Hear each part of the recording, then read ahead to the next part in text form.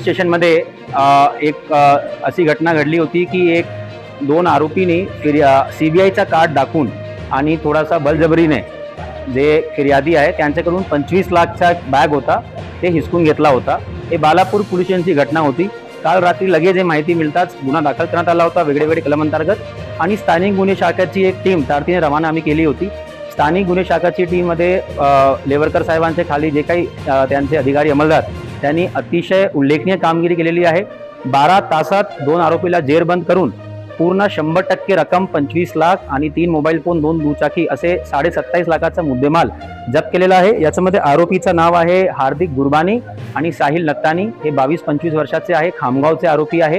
याच्यामध्ये एक आरोपी जे फिर्यादी आहे त्यांचेच किराणाच्या दुकानमध्ये ते 6 महिने अगोदर काम करत होता आणि फिर्यादीचा नवीन नौकर हे पैसे घेऊन जात होता.